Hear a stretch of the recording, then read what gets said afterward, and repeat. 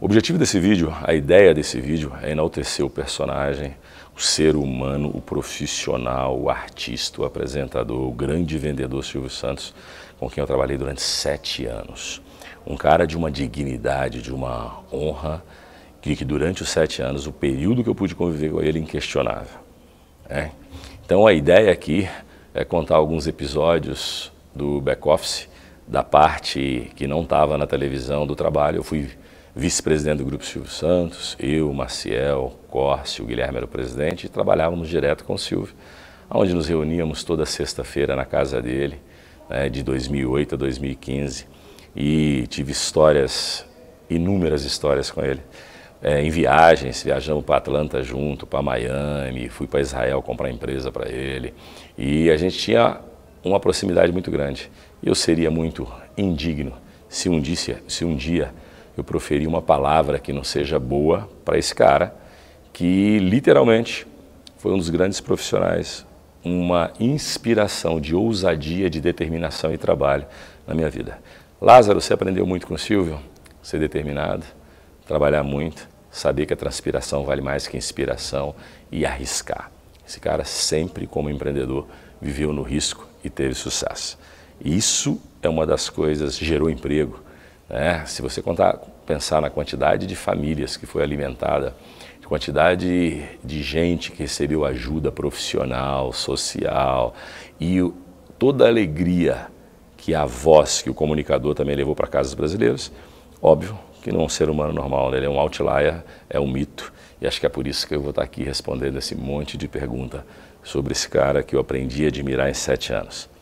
Uma pena que as pessoas envelhecem e morrem, inclusive os mitos. Como eu conheci o Silvio, eu fui contratado no ano de 2008, começo do ano, recebi um telefonema na minha mesa, uma empresa chamada Lógica Recursos Humanos, onde um headhunter, eu morava em Buenos Aires, onde um headhunter me chamou e falou: Lázaro, você está morando em Buenos Aires, quer voltar para o Brasil? Tem uma proposta de 2 empresas que precisam ser recuperadas, estão com dificuldades de crescimento, de venda e de resultado, e que pertence a um grupo gigante, um grupo de mais de 7 bilhões. E eu fui fazer entrevista, primeiro com a Fátima, com o Eduardo, lá na Lógica Recursos Humanos, fizemos as entrevistas. Passando essas entrevistas, eu fui ser apresentado para o presidente do grupo, que é o Dr. Sandoval. Quando eu vi o Sandoval, eu descobri que era o Grupo Silvio Santos. As pessoas acham que eu já era amigo do Silvio, eu era filho de algum amigo, não tinha relação nenhuma. Conheci o Sandoval, fiz todo o processo. No final, o Sandoval falou, voltei para a Argentina, o Sandoval falou: já te chamo. Um dia o Sandoval me liga, falando comigo: Lázaro, gostamos de você, só que você precisa conversar com o Silvio. Na época, o Sandoval falou: eu vou ser seu chefe, mas o Silvio é o chefe de todos nós, então você vai ter que conversar com ele. Peguei um avião, voltei para o Brasil, fui direto para casa no Morumbi. Chegando lá, um cara me atende de vestido de moletom, todo de moletom, sentou numa mesa e começou assim: garoto, me disseram que você é muito bom. Estou com 2 empresas aqui precisando serem consertadas, precisando crescer. Se você fizer essa empresa dar certo, eu te ponho rico. Se você não conseguir, você fecha essas empresas, paga todas as contas, paga todos os tributos, organiza tudo e vai embora e está tudo certo. Então, se der certo, eu te ponho rico; se der errado, você te dou um dinheiro e você vai seguir sua vida. E a entrevista durou 2 horas, eu falei 20 minutos e o resto foi o Silvio que falou. Quase que eu fiquei lá calado, olhando para a cara daquele cara meio ícone, e ele me entrevistando ali. Foi isso que aconteceu no processo de entrevista. Depois do processo de entrevista, fiz essa entrevista na casa do Silvio, 2 horas, voltei para Buenos Aires, estava na minha casa, um dia o Sandoval me liga no dia seguinte: Lázaro, você gostou da entrevista? Falei: gostei. E o Silvio? Aí eu falei: não sei se ele gostou. Quanto tempo você ficou lá? Falei: umas 2 horas. Ele falou: então você está contratado, porque se o Silvio não gostasse de você, você não ficaria 20 minutos na frente dele. Se você ficou 2 horas, é porque a vaga é sua. Me contratou, vim para o Brasil. Cheguei no Brasil, tinha um time da Jequiti enorme, fui analisar os números e comecei a pensar na frase do Silvio. eu quero que essa empresa seja grande, tão grande quanto a Avon e Natura. Se você fizer ela crescer, tu fica rico, se não, você vai embora e fecha para mim. Lembrei, comecei a pensar, não dá para copiar a Natura. Na época, a Jequiti era uma cópia da Natura. Só que não dá para ser uma Natura. A Natura é uma empresa grandiosa, fantástica, anos de marca, de brand, produtos reconhecidos. Você não consegue criar uma startup igual a ela. E aí, eu falei, vamos tirar esses produtos todos que eram Anabi Natura. A gente copiava catálogo de material reciclado, copiava a embalagem de produto. Falei, vamos matar esses produtos todos e vamos procurar um novo caminho. Aonde veio a ideia de lançar perfume de celebridade, numa conversa com Marcelo Martins, que era o diretor de marketing na época. E a gente, vamos lançar celebridade, vamos lançar celebridade. Falei com o Silvio Santos, ele falou, não quero lançar celebridade, Lázaro. Falei, não, Silvio, eu não consigo copiar a Natura, eu não consigo copiar a Avon. O meu preço de custo de um batom é o preço que a Avon vende. Porque eles têm escala mundial, a gente não consegue. O único caminho que eu tenho é tentar fazer algo novo. Em 2008, não tinha muito perfume de celebridade no Brasil, principalmente os importados. Os importados estavam nas lojas especializadas. No porta a porta não tinha perfume de celebridade. Principalmente Madonna, Britney Spears, essas coisas lá. Fizemos um planejamento estratégico. Entre o plano tinha o programa Roda Roda Jequiti dentro do plano que o Silvio ia apresentar. A idealização do programa Roda Jequiti, 100% do Silvio, eu não me metia nos programas. Os programas era ele. A única coisa que eu me metia na parte industrial, planejamento estratégico, planejamento de venda da empresa, mas do programa em si, nem eu nem ninguém. O diretor do programa não dirigia o programa. Aliás, o próprio Silvio Santos fazia tudo, né? Então, criamos o plano e a empresa saiu no primeiro ano, se não em 6 meses, de 20 milhões de faturamento o ano para 50 e pouco, no ano seguinte para 200. E o que fez essa empresa dar certo? A estratégia, que no primeiro momento era focada em celebridades e ampliação do portfólio, mas um bom time. Eu tirei um monte de executivo da Natura, da Avon e trouxe para dentro da Jequiti e mandei embora quem não servia para fazer aquele turnaround na época. E o turnaround aconteceu. E o foco era crescimento de venda. Ponto. Né? Então o crescimento foi fantástico, tanto que em 2011, a empresa que cedia as marcas para a gente vender no Brasil, uma das empresas, porque eu vendia a marca da Estée Lauder, eu vendia a marca da Coty, eu vendia a marca da Elizabeth Arden e eu vendia marcas nossas. Uma das empresas, a Coty, veio para o Brasil e me fez uma proposta de comprar a empresa. Começamos a negociação que durou 6 meses. 6 meses depois, o Bruno D'Ancona, hoje sócio do Tricorp, na época da Barclays, ele e a Ana Cabral, eles eram Barclays, me chamaram e falaram, ó, proposta feita, R$1 bilhão para o Silvio. E eu tinha um bom dinheiro desse 1 bilhão que ia ficar comigo, né, 5%. E levei para o Silvio. Na quinta-feira me entregaram um book, falei, estou indo para a casa do Silvio entregar. Falei, Silvio, tem que te entregar a proposta, está na minha mão. Ele falou, não quero. Falei, como? Não quero vender. Aí eu falei, não, nós vamos conversar. Foi eu e o Guilherme Stoliar para a casa dele, sentamos na casa dele e ele falou, não, quem paga 1 bi, paga 1,5 bi. Pegou o telefone e ligou para o Sérgio Pedreiro, que era um brasileiro, que era o CFO, o Chief Executive Officer da Coty, lá na Inglaterra, o próprio Silvio, na Inglaterra não, nos Estados Unidos, Nova York. O próprio Silvio ligou para ele e falou com ele que 1 bi não queria. Que talvez 1,5 bi, a proposta não andou, e ele falou, Lázaro, o que eu vou fazer com 1 bilhão? Faço nada com isso. E eu falei, Silvio, com seu 1 bilhão você não sei o que você vai fazer não, com a minha parte eu sei muito. Aí ele riu, falou que está advogando em causa própria, não quis vender a empresa. E a Jequiti foi um case de crescimento em venda no Brasil naqueles anos que seguiram, né? Venda de hidrogênio, Baspag, não só isso, né? Quando eu entrei no Grupo Silvio Santos, o Silvio tinha 39 empresas e logo depois do problema do Banco Pan-Americano, a gente começou a trabalhar a venda de alguns ativos e o Silvio não queria vender. Né? A venda da hidrogênio era uma delas, era uma empresa licenciada da Disney, e que a gente conseguiu vender para hipermarcas. E depois a venda da Braspag, que a gente vendeu para Cielo. E depois, em seguida, a venda das lojas do Baú da Felicidade, que nós vendemos para o Magazine Luiza. O processo de venda era muito doloroso para o Silvio. O Silvio gostava de comprar a empresa, não gostava de vender nada. Era um homem que gostava de construir sucesso, construir riqueza, dividir riqueza, de gerar valor. Era um cara que ele estava muito ligado à prosperidade e nunca a desfazer de nada. Então, Eu convenci ele a vender essas empresas e que era meio relutante, mas depois ele falava, não, tudo bem, vamos vender. E ele concordou em vender as empresas e aí a venda dos ativos aconteceram. Tem um episódio muito engraçado, uma dessas empresas, a gente estava negociando essas empresas para fazer a venda dela junto com o banco do outro lado. Era eu, Guilherme Stoliar, negociando junto com o banco do outro lado para comprar, mais algumas pessoas da família, mais o Maciel também estava. E a gente está fechando um valor. E a dona dessa empresa foi lá e ligou para o Silvio, e os dois fecharam sem falar com a gente. Aí um dia a gente chegou lá para negociar, não, o Silvio já vendeu a empresa. Ele próprio furou a fila, nós lá com o time de executivo negociando há 2, 3 meses, ele lá com um simples telefonema, fechou o negócio, vendeu a empresa, e a gente chegou lá e falou, não, o Silvio já vendeu. Eu fui falar com ele, falei, Silvio, não, já vendi, você estava demorando muito. Passou o processo, a gente fazendo DU e um monte de coisa, ele foi lá e vendeu com um simples telefonema e vendeu a empresa para uma outra pessoa. Pan-Americano, outubro de 2010, o Silvio me chama no escritório, no SBT, para compra. Eu já sabia, porque o Sandoval já tinha me contado, para falar sobre o Pan-Americano.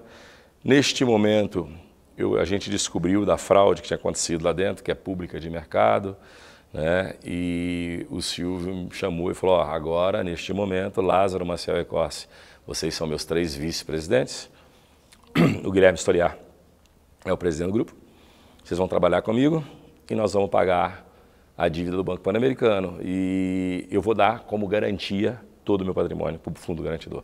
Eu fui contra, falei com o Silvio, não, Silvio, conversa, vamos negociar. Ele falou, não, Lázaro, ninguém tem culpa de eu ter feito uma escolha do executivo errado para o Pan-Americano. Eu vou usar todos os meus bens para garantir a dívida do banco. Nenhuma família vai ficar desamparada, nenhum profissional vai perder o emprego porque eu fiz uma escolha errada. Então eu vou dar todo o meu patrimônio, como saiu na mídia, como garantia do fundo garantidor. Ele deu o patrimônio como garantia, numa honradez enorme. E eu ainda falei com ele, falei, Silvio, mas essa não é a melhor escolha. Ele falou, essa é a minha escolha. Eu falei, é melhor a gente negociar a dívida, pagar. Ele falou, não, vamos fazer isso até vender o banco. E aí, logo em seguida, ele vendeu o banco, o BTG. E ele começou, a partir daí, me contar uma história, porque na época, eu era responsável legal pelo grupo, estava todo mundo trabalhando lá dentro, e a gente fica tenso, preocupado quando acontece um problema. Ele falou, Lázaro, há momentos na vida que a única coisa que você tem a fazer é ganhar tempo. Eu falei, como é isso, Silvio? Ele falou, você escutou a história do burro, do rei e do prisioneiro? Eu falei, não, então deixa eu te contar uma história.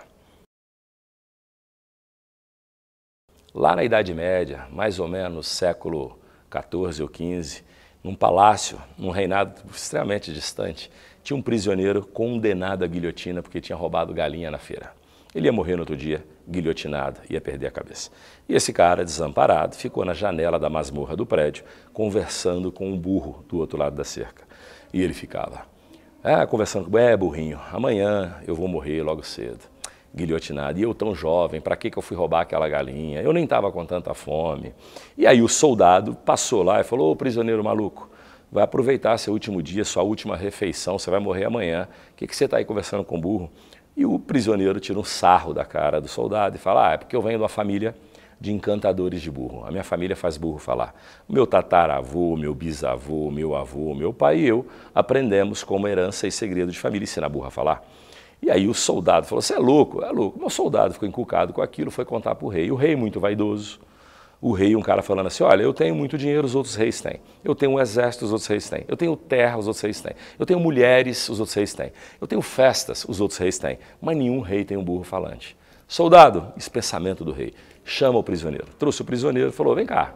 O soldado me disse que você estava conversando com o burro e, na realidade, você estava ensinando o burro a falar. Sim, estava ensinando o burro a falar. Você sabe ensinar um burro a falar? Sim, sei, eu venho de uma família, meu tataravô, meu bisavô, meu avô, meu pai e eu ensinamos o burro a falar. Então o rei falou, olha, o rei na hora, muito vaidoso, a cabeça dele já imaginou um burro falando, todos os reis com inveja dele, com ciúme dele, ele falou com o prisioneiro, tem uma proposta para te fazer. Você tem 1 ano para ensinar um burro a falar. Se você conseguir ensinar um burro a falar, você vai sentar aqui do meu lado, braço direito. Você vai ter todas as mulheres que você quiser. Você vai ter toda a riqueza, todo o poder. Você vai ser o meu braço direito pro resto da sua vida. Se esse burro não falar, amanhã tu ia morrer, guilhotinado, morte rápida, segura. Se esse burro não falar, você vai morrer lentamente. Eu vou arrancar suas unhas, eu vou te amarrar numa carruagem, vou te arrastar pela rua, vou te apedrejar, vou arrancar seus fios de cabelo, você vai ter uma morte lenta. Você tem certeza que você sabe fazer burro falar? O prisioneiro, claro. E aí o rei apertou a mão do prisioneiro, o prisioneiro voltou para a prisão, simplesmente para pegar um pouco dos seus pertences, o resto das suas coisas, e despedir dos amigos. Quando ele chegou lá, todo mundo batendo palma, e aí, parabéns, parabéns, vai morrer. Sempre tem um prisioneiro ou um ser humano agorento. Aí teve um cara que falou, meu filho, você ia morrer amanhã de morte rápida. E eu conheço você desde criança, você não sabe fazer burro falar. Você está ferrado, daqui a 1 ano você vai morrer lentamente, vai sofrer muito, você é um maluco. Por que você fez isso? O prisioneiro, ele olha para o outro preso e fala o seguinte, em 1 ano, o burro pode morrer, o rei pode morrer e eu posso morrer. Há momentos na vida que a única coisa que você tem a fazer é ganhar tempo. E o Silvio me contou pela primeira vez essa história na quebra do Pan-Americano. E depois disso, eu escutei pelo menos 400 vezes. Toda vez que eu chegava perto dele com um problema na cabeça, eu falava assim, Silvio, preciso resolver um problema. Ele falou, Lázaro, você sabe a história do burro, do rei, do prisioneiro? Eu falei, não, eu já sei, você já me contou. Não vou contar de novo, senta aí. E me contava de novo. Toda vez que chegava, eu disse, Silvio, eu estou com um problema assim. Eu chegava perto dele, eu nem falava de problema, porque eu sabia que se eu chegasse perto dele e falasse com ele, temos um problema para resolver, ele contava a história do rei, do burro e do prisioneiro e falava que há momentos na vida você tem que ganhar tempo para depois resolver o problema. Então essa é uma história fantástica que eu levei para a vida e hoje, quando eu estou afoito, eu lembro da história do rei, do burro e do prisioneiro e eu ganho tempo para ter sabedoria para resolver os problemas. Você me fez a pergunta, né? Quantas vezes eu fiz aposta com o Silvio, quantas vezes ele estava certo, quantas vezes eu estava certo. Cara, o Silvio, ele tem uma inspiração, ele tinha, né? Infelizmente, é difícil conjugar o verbo no passado, ele tem uma inspiração muito forte para negócio. Então, não é muito racional, é intuitiva, mas dá certo. A primeira aposta que eu fiz com ele, ele chegou perto de mim um dia e falou, Lázaro, eu quero lançar um perfuminho de R$10 de 25 ml. Falei, Silvio, não faça isso, a margem vai ser muito ruim e esse produto não vai vender nada. Porque não existe no mercado um produto de R$10 com 25 ml de fragrância, se a fragrância for boa. Ele falou, você vai fazer a melhor fragrância que você puder, na embalagem mais honesta que você puder, e nós vamos vender e vamos ganhar dinheiro. Eu falei, não, isso não vai dar certo, não vai dar certo. Ele virou para mim e falou comigo assim, ele me convencia sempre com a seguinte frase, o dinheiro é de quem? Eu falava, o dinheiro é seu. Eu falava, então faz o que eu estou te mandando. Sempre ele me convencia com essa frase, porque muitas vezes eu dizia não para ele. Eu falava, não vou fazer, não é assim que funciona. E ele ouvia algumas vezes e quando ele queria muito, ele falava, o dinheiro é de quem? Eu falava, seu. Eu falava, então faz o que eu estou te pedindo. E pronto. Então o perfume, ele ficava me insistindo para eu lançar a fragrância de R$10 com 25 ml. E eu falava, não, aí tudo bem. Lancei. Fui para a Índia, avó da Dora, comprar frasco. Lancei o perfume. E o perfume foi um sucesso. O perfume vendeu 80 milhões de reais. O perfume foi um sucesso absurdo. Toda vez que eu passava perto dele, ele falava, e aí, vai fracassar? Esse negócio de estudar nos Estados Unidos, esse negócio de ficar fazendo faculdade, 30 anos de experiência. E eu aqui, ó, deu certo ou não deu certo, Lázaro? Aí, ó, tá vendo? E ficava tirando sarro. Uma vez, aí essa deu errado, uma vez ele chegou perto de mim, Lázaro, eu quero fazer inclusão digital. Falei, o que você entende por inclusão digital? Ele falou, é negócio de dar computador para os outros. Falei, não dá. Ele falou, não, é vender, vamos digitalizar as pessoas. Então, quero que você venda computador. Eu falei, computador não dá, logística cara, tal. Então, vende notebook. Aí, no final, saiu o netbook. A gente começou a vender o netbook e colocar, e usar a logística da Jequiti para entregar. E era uma coisa que a margem era ruim, ninguém financiava. Eu cheguei para ele e falei, Silvio, o banco não quer me financiar. Ele falou, usa o seu dinheiro, financia você mesmo. E eu falava, não, é uma péssima ideia. E ele fala, não, mas eu quero, vai fazer, estou te mandando. Fizemos, deu errado. Em poucos meses a gente estava perdendo milhões de reais com essa história, inadimplência alta. E eu cheguei perto dele e falei, e aí, Silvio, netbook deu errado. Ele falou, por que se você teve essa ideia? Eu falei, eu? Falei, eu não tive essa ideia. Foi você. Por que você quer vender netbook? E dando risada e olhando na minha cara. Para que você teve essa? Eu falei, eu não, foi você, está na ata. Pode pegar a ata da reunião, eu fui contra. Porque eu fazia ata de todas as reuniões que eu tinha com ele. A secretária fazia. Aí ele falava assim, pode olhar na ata, eu votei contra. Eu não lembro dessa ata, não. Eu ficava dando risada e eu ganhei essa aposta. Então toda vez que ele falava comigo, Lázaro, e aí, o perfuminho não vai dar certo, não? Eu falei, a perfuminho deu certo, mas o netbook deu errado. O netbook foi prejuízo seu. E ficávamos com essa brincadeira de um que deu certo, outro que deu errado, sobre o mundo dos negócios. Mas é óbvio que ele acertou infinitamente mais do que errou. Cara, outra coisa que era muito interessante, né? Uma época ele chegou perto de mim e falou comigo, Lázaro, eu quero doar R$1 milhão no programa, quero fazer sorteio de R$1 milhão. Eu falava, você é louco, não vai fazer isso, não vai.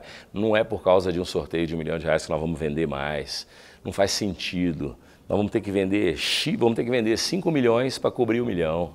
Tem que vender 10 milhões para cobrir R$1 milhão. Matematicamente não faz sentido. Ele falou, esquece a matemática e vai... Na minha opinião, a gente vai sortear R$1 milhão e nós vamos vender muito mais do que a gente vendia. E aí, automaticamente, falei, duvido. Ele, então você vai ver.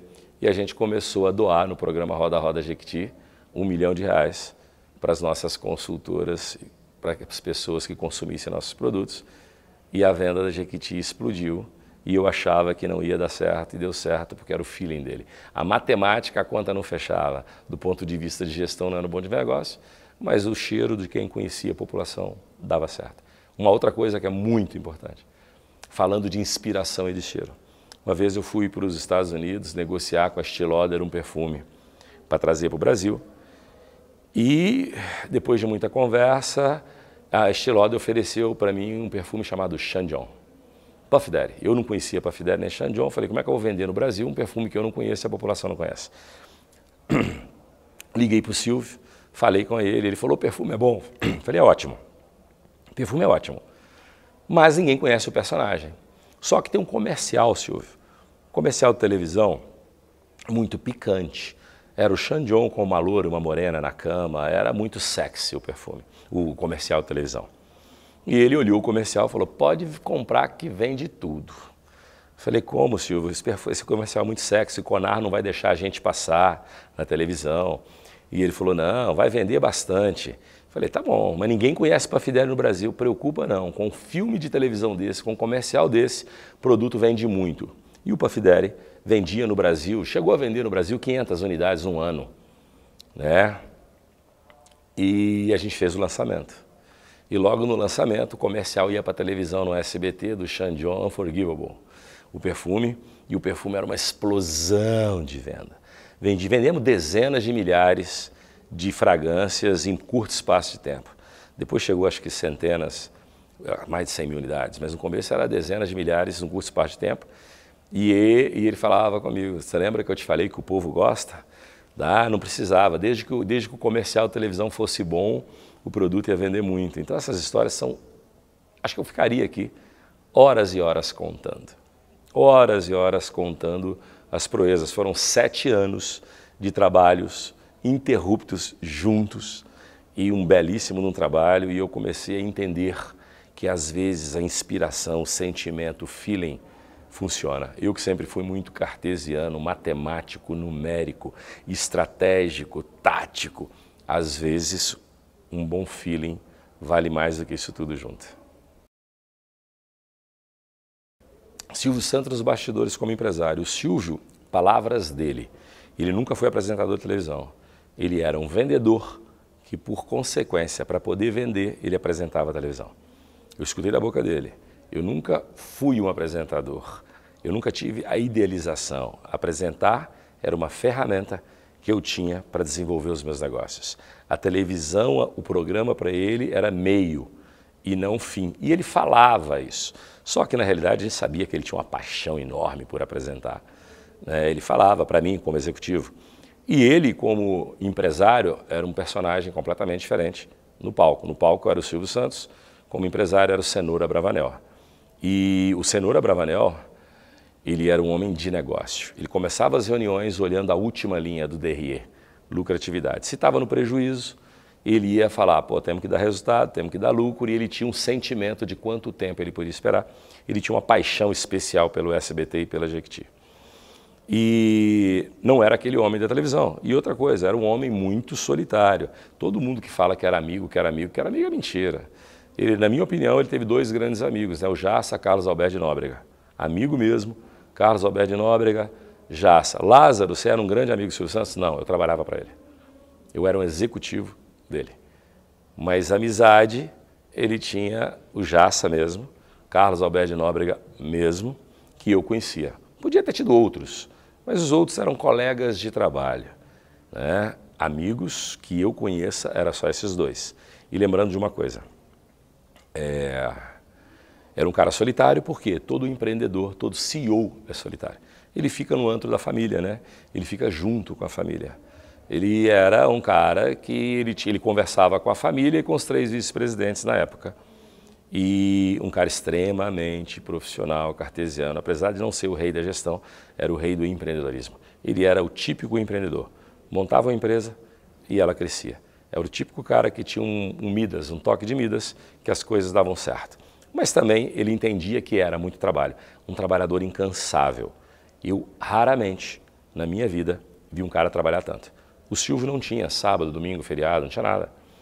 E uma vez, eu estava na casa dele numa sexta-feira e ele falava comigo, Lázaro, amanhã eu vou ter uma gravação, vai para lá. Uma não, várias vezes, né? Eu ia lá, trabalhava sábado, domingo. Uma vez era quinta-feira de carnaval, antes de carnaval, ele falou comigo, Lázaro, o que você fazia no carnaval? Me avisou na quinta noite. Eu falei, eu vou lá para o Hotel Jequiti Márcio, eu vou lá para o nosso hotel, descansar lá. Ele virou e falou assim, não, eu estou indo para Miami. Miami ou Atlanta, eu não recordo agora se foi Miami ou se foi Atlanta, acho que foi Atlanta. Estou indo para Atlanta, eu quero te apresentar umas pessoas, o Shahar, que é o dono de uma marca de Israel chamada Premier Dead Sea. Essa marca é de um grupo judeu, eu quero te apresentar essas pessoas, que eu quero comprar essa empresa. E vamos para lá. Eu falei, Silvio, mas é carnaval. Ele falou, algum problema? Eu estou indo trabalhar no carnaval, você não pode trabalhar no carnaval? Falei, claro que eu posso trabalhar no carnaval. Viajei com ele no sábado de carnaval e a nossa reunião de trabalho só aconteceu na quinta-feira pós-carnaval. Nós ficamos o carnaval inteiro andando em Atlanta. Então, assim, com ele não tinha esse negócio de sábado, domingo, feriado. Era um homem que era muito mais transpiração do que inspiração. Um cara que trabalhava, assim, talvez o maior trabalhador que eu conheci na vida. Eu falava, Silvio, para quê? Quando você para? Ele só for parar quando eu morrer. Vou trabalhar até a minha morte, porque eu sou apaixonado pelo meu programa, sou apaixonado pelas minhas empresas, sou apaixonado pelo trabalho que eu tenho. A história da revista Veja, que eu fui capa da revista Veja, o Silvio falou com um jornalista que eu era um cara que era um dos melhores profissionais que tinha trabalhado com ele durante muitos anos. E a Veja, eu esqueci o nome do diretor e da editora agora, da editora acho que era o Daniel, e fez um processo, fez só o perfil do Lázaro, só fez o perfil. E por um acaso, ele ia ser um perfilzinho dentro da revista Veja São Paulo, perfil de um cara como eles fazem com o executivo. Aí alguém ligou para o Silvio, não recordo qual desses, conversou com o Silvio, e o Silvio falou que eu era o melhor profissional dele e tal, e eu eu virei capa da Veja, por causa disso. E eu cheguei para ele um dia e falei com ele, Silvio, se eu fosse esse cara tão bom que você falou, você trabalharia para mim. Nem eu, não eu trabalharia para você. Se eu sou esse cara bom, é porque você é muito melhor. E ele respondeu para mim o seguinte, Lázaro, é que na vida, apesar de você ter vindo de uma família humilde, pobre, você teve muitas oportunidades. Eu não, eu era um camelô. Eu só tive uma chance. Comigo não tinha plano B, eu tinha plano A. E eu tenho a minha consciência que me guia, a minha cabeça que me dá a direção. O meu coração é por último, entendeu? E eu precisava dar certo. Então eu não tinha opção. Era dar certo ou dar certo. Essa é a nossa diferença. Que eu tinha que dar certo. Que eu falava, Silvio, da onde vem tanto sucesso? Ele falava que eu não tinha outro caminho. Eu tinha que vencer na vida. Então, são coisas que marcam para a vida inteira. A capa da revista Veja foi por causa da frase dele com o editor lá. Inclusive, depois da revista Veja, ele escreveu de próprio punho uma carta agradecendo a direção da revista Veja pela reportagem que tinha feito comigo, porque depois que o Banco Pan-Americano quebrou, tinha sido a primeira boa reportagem que ele tinha lido a respeito do Grupo Silvio Santos. E ele mandou lá para o Daniel, para o diretor da revista Veja, uma carta de próprio punho, agradecendo pela entrevista, agradecendo pela reportagem. Fiz várias viagens com o Silvio, Orlando, Miami, Atlanta. Uma vez eu fui comprar uma empresa para ele em Israel, aí a Patrícia que foi. A gente foi comprar a empresa em Israel, tem uma história muito engraçada, que ele falava comigo, Lázaro, você tem que comprar a empresa Premier DDC, eu quero ser dono dessa empresa, eu quero ser dono, e eu era um pouco contra também, e eu bati o pé, sempre fui um cara teimoso. Não é porque o chefe quer que eu vou fazer. E eu falava não, não, não, aí no final eu falei, tá bom, nós vamos comprar essa empresa e vamos ter a melhor empresa do Produtos Mar Morto. Foi eu, a Patrícia Bravanel, mais o Marcelo Recupero, que era advogado, Fernando Bosco, como um time para Israel. E eu fui como negociador para comprar a empresa. Depois de, sei lá, uma semana, 2 semanas em Tel Aviv, eu não recordo aqui agora, eu pedi para a Patrícia, liga para o Silvio, fala com seu pai que a empresa é dele. Ela ligou para o Silvio e o Silvio desistiu da ideia. Ela falou comigo, Lázaro, deu problema aqui. Aí eu falei, o que foi, Patrícia? Ela falou, o papai não quer mais a empresa. Eu falei, não, não é possível, seu pai não pode fazer isso comigo. Eu liguei para ele e falei, Silvio, por que você desistiu da empresa? Eu estou em Tel Aviv, estou em Israel negociando essa empresa. Faz dias, agora o contrato é só assinar. Ele falou, simplesmente mudei de ideia, não quero mais. Fala para o dono da empresa aí que você é simplesmente um funcionário e eu não quero mais essa empresa. E eu cheguei lá na mesa, o pessoal de Israel, né? Falei inglês com a turma, que a gente tinha desistido da compra da empresa porque o Silvio não queria mais. E o pessoal falou, o cara pegou um contrato aqui, só faltava eu assinar o contrato, eles já tinham assinado. Aí o pessoal começaram a falar lá em hebraico, eu não sei que língua, eu não entendia nada. De repente uma frase em inglês, this is a joke, I am disgusting. Isso é uma piada, eu estou enojado. E jogou o papel em cima da mesa e nós fomos embora. Aí passados 5 minutos o Silvio me liga, Lázaro, não fica triste não, Patrícia está indo para a Jordânia, vai com ela, tal. Aí eu falei, não, preciso voltar para trabalhar. E aí a gente voltou dessa história e até hoje, assim, o fato real, por que ele desistiu de comprar essa empresa israelense, que ele estava muito, muito afim de comprar, ele queria muito, e de uma hora para outra ele desistiu. O porquê que ele desistiu, eu não sei dizer até hoje. Eu só sei que ele desistiu. As frases que eu trago para a vida, que o Silvio falava muito comigo, o primeiro era, respeite as pessoas. Ninguém é tão rico que não possa ficar pobre, nem tão pobre que possa ficar rico. Todas as vezes que eu precisei da ajuda, a ajuda veio de onde eu menos esperava. Ele repetia isso. Outra frase, que era a história do burro, do rei, do prisioneiro, que eu já falei aqui nesse vídeo, ele me repetia, eu trouxe para a minha vida, que é a simbologia. Quando a solução não dá para ser imediata, ganhe tempo, mas solucione. Outra frase, Lázaro, nunca deva ao governo, nunca deva impostos, porque esse dinheiro não somos nossos. Esse dinheiro é do povo.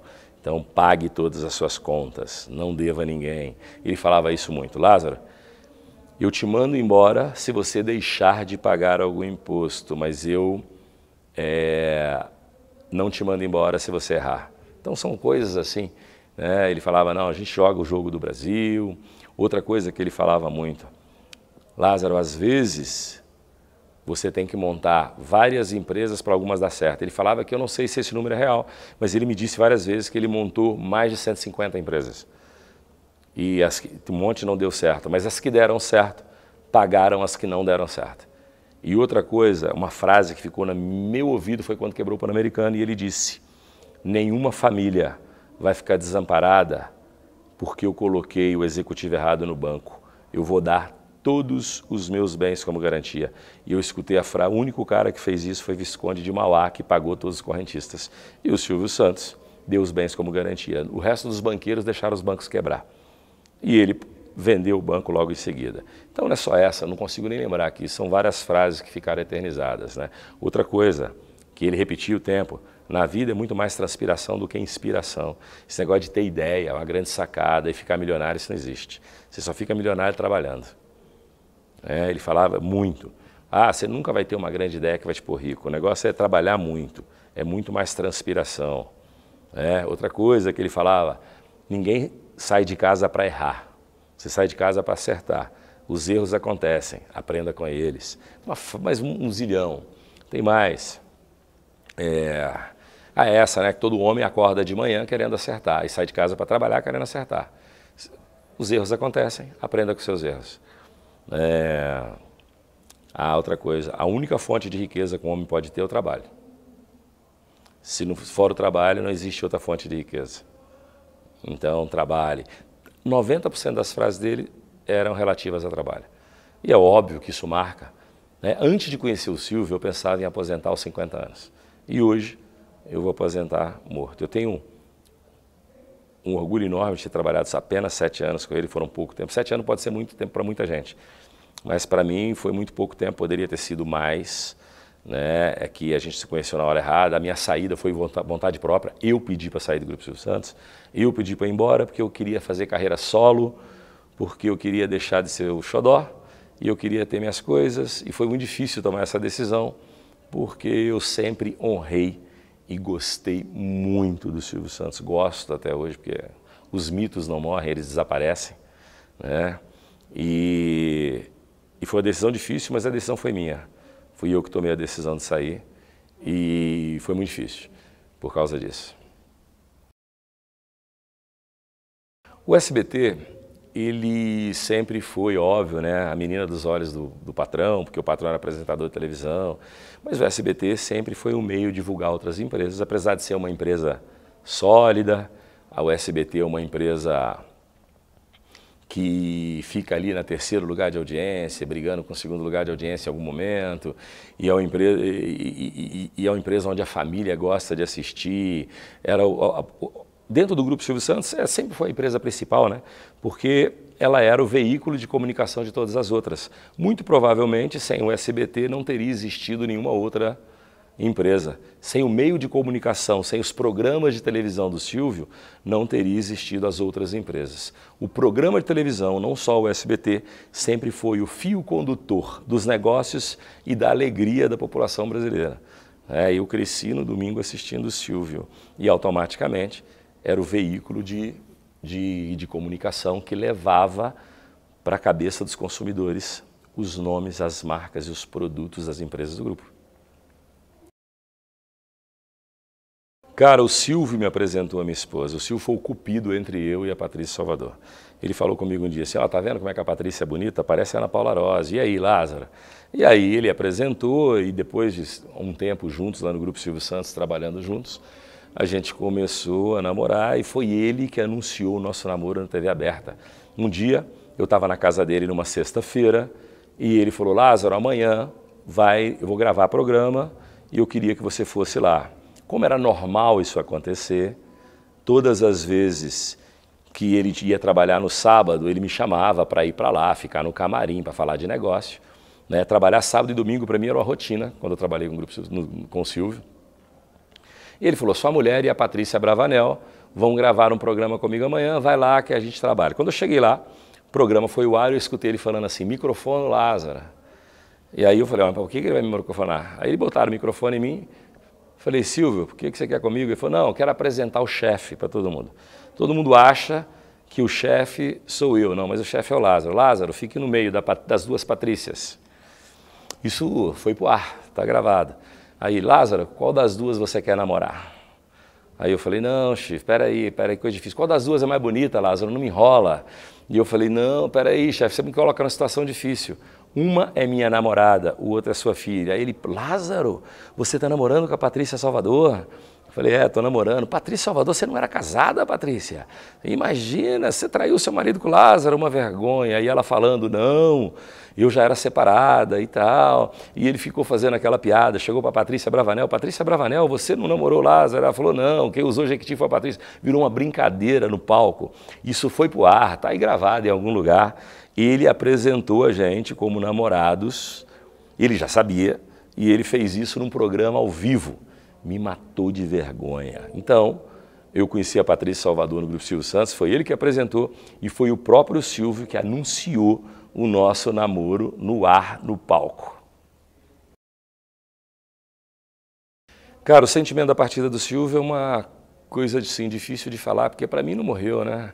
Os mitos, os heróis não morrem, eles desaparecem. Ele teve o velório muito restrito, eu não fui, né?